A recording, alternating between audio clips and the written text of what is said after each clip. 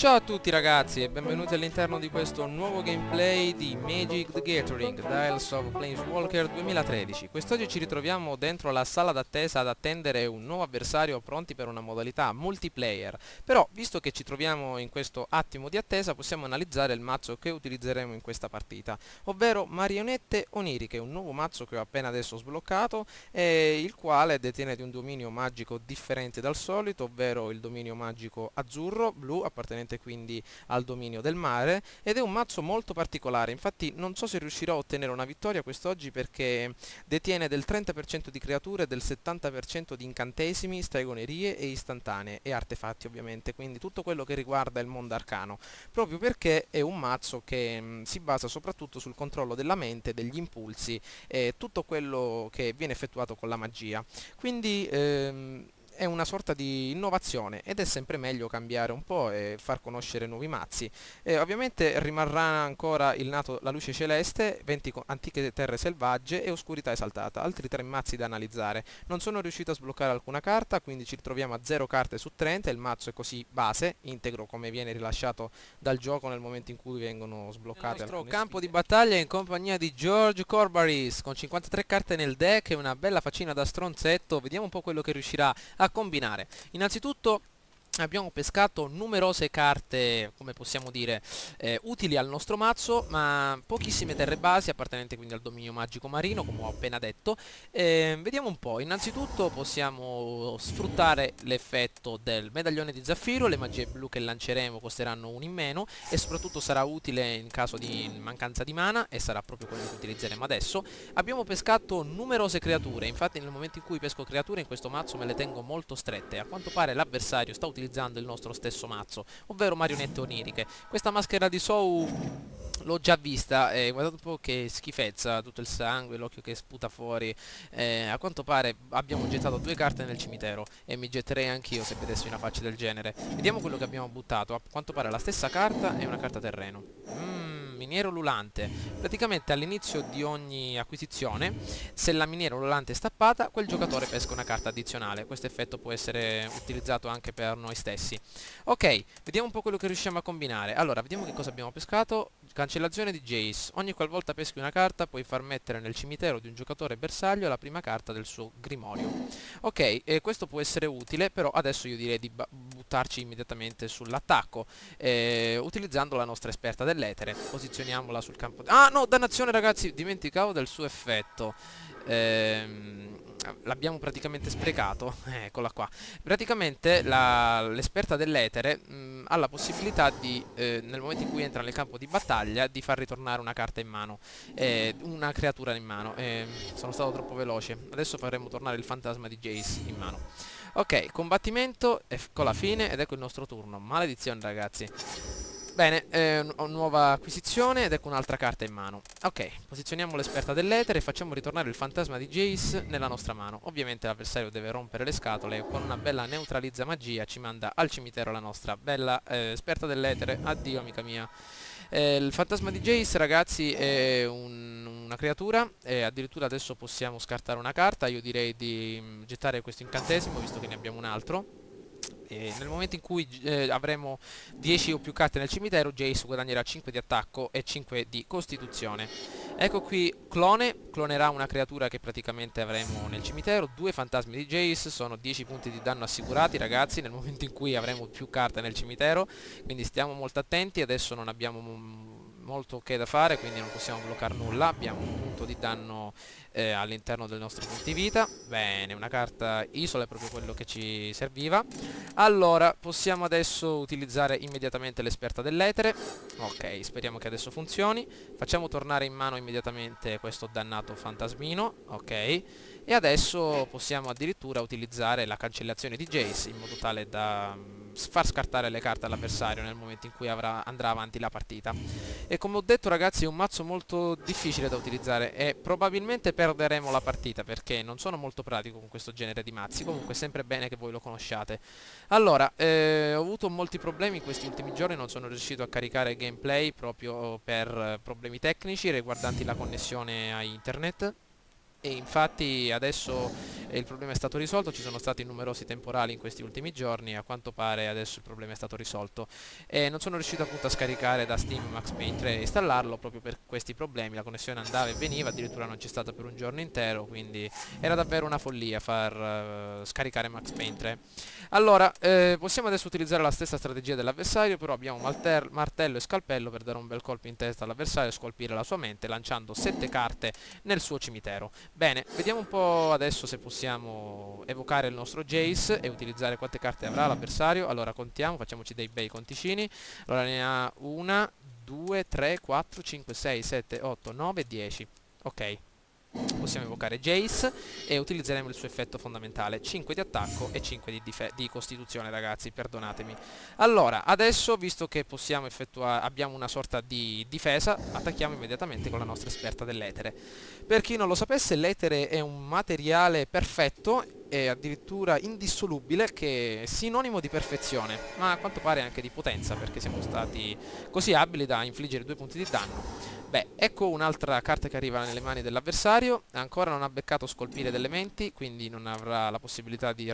Che cosa ho detto, ragazzi? Ma io predico il futuro, guardate un po', ed ecco che l'avversario ha 10 punti di attacco, madonna mia, vediamo quello che riusciamo a fare. In pratica ci attaccherà con tutto quello che ha, ed ecco anche l'esperta dell'etere che ci manda probabilmente Jace in mano, vediamo un po' se è vero. Ecco, ciao, addio Jace, 10 punti di danno diretti, eccoli qua, madonna mia ragazzi, arriviamo a 8 punti. A quanto pare la partita giungerà al termine presto, ovviamente un bel colpo di fortuna per quanto riguarda l'avversario. Eccoci qua, Jace infligge il suo danno. Vediamo un po' che cosa possiamo fare. Probabilmente tutto è perduto, però diamo un'occhiatina. Abbiamo forse ancora un po' di tempo, abbiamo pescato nel torbido, fai tornare un permanente non terra bersaglio in mano al suo proprietario. Se nel torbido è stato potenziato, pesca una carta. Quanto costa? Un punto di mana.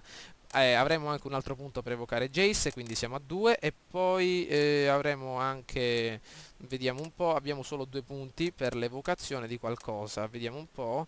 Abbiamo il gelo invalidante che permetterà di far tappare un altro Jace. Quindi prima utilizziamo nel torbido, fai tornare un artefatto, una creatura in mano, eccolo qui, il primo Jace. Bene, in seguito anche gelo invalidante che faremo tornare anche l'altro Jace, eccolo qui. E adesso scusate, facciamo tornare, lo bloccheremo e adesso utilizzeremo il nostro Jace. E ovviamente cerchiamo di mettere in difficoltà l'esperta dell'etere avversaria, vediamo se ha intenzione di bloccarci oppure lasciarci fare. Bene, eccoci qui. Diamo un'occhiatina a quello che farà l'avversario, abbiamo 29 carte nel deck, ma quello che ne risente sono i nostri punti vita. Vediamo se ha anche qualche sorta di, come possiamo dire, qualche carta che ci neutralizzerà le mosse. Però abbiamo qualche turno in più per pescare qualche carta che ci può salvare il sederino. Allora, vediamo, ragazzi, manca ancora qualche giorno all'uscita di Formula 1 2012, non vedo l'ora, mamma mia ragazzi, però è un problema, non so davvero come effettuare l'unboxing, probabilmente dovrò effettuarlo con il telefono perché non ho una vera e propria videocamera. Vediamo un po' che cosa ha lanciato l'avversario, diamo un'occhiata. Visioni dell'aldilà, pesca una carta, se in un cimitero ci sono 20 o più carte, pescane 2. Vediamo adesso che cosa ha intenzione di fare.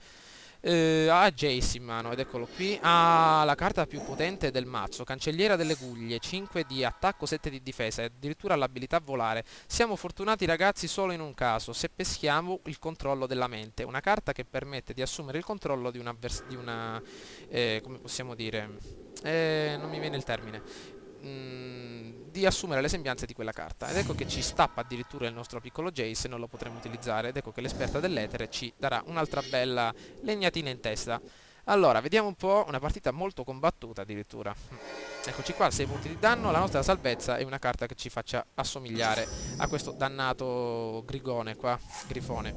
E a quanto pare non siamo stati fortunati, però possiamo scegliere il nostro avversario, fargli scartare le sue 7 carte e fargliene pescare altre, perché probabilmente avrà la fine in quelle mani.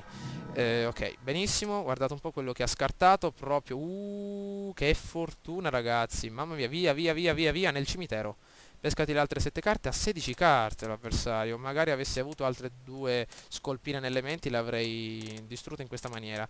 Allora, abbiamo un'unica possibilità, possiamo utilizzare il nostro fantasma di Jace per darci un po' una salvaguardia al nostro sederino per questi ultimi turni.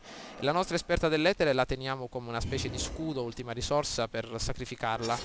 Ok. Vediamo che cosa ha intenzione di fare, ragazzi. Se prendiamo 2 scolpire nelle menti abbiamo vinto, perché l'avversario ha 14 punti. Quindi se per caso prendiamo nella prossima mano 2 scolpire nelle menti, 14 carte via al cimitero e perderà. Però vediamo che cosa ha utilizzato. Un giocatore bersaglio mette il suo cimitero alla metà superiore del suo deck. E addirittura anche noi adesso siamo fritti, ragazzi. Anche noi abbiamo perso numerose carte. E un bel granchio dell'Edro si fa davanti a noi. E un altro fantasmino di Jace. Mamma mia, ragazzi. Della schiera di creature che ha il nostro avversario. Mi sa che dobbiamo puntare su un'altra difesa. Vediamo un po' che cosa riusciamo a fare. Ok, il nostro fantasma verrà utilizzato immediatamente per il blocco. Vediamo un po'. Ok, il grifone ci ha inflitto abbastanza danno, ma non siamo riusciti a distruggerlo. Molto, ma molto bene. Ok, rovista pensieri. E addirittura un'altra bella isola da posizionare. Allora, vediamo un po'. Abbiamo ancora un altro po' di tempo. Utilizziamo dormire in modo tale da stappare tutte le creature avversarie. Da tappare tutte le creature avversarie. E abbiamo adesso la possibilità, ragazzi, di utilizzare il rovista pensieri. Quindi un giocatore bersaglio mette in cima al mazzo, dalla cima del mazzo, le 2 carte. Ok. Benissimo, addirittura peschiamo una carta. Niente, proprio la mente, quella dannata carta non si è fatta presente. E adesso, ragazzi, mi sa che la partita proprio è terminata, non abbiamo avuto molta fortuna, possiamo solo saltare l'attacco e attendere quindi i prossimi turni. Vediamo un po'.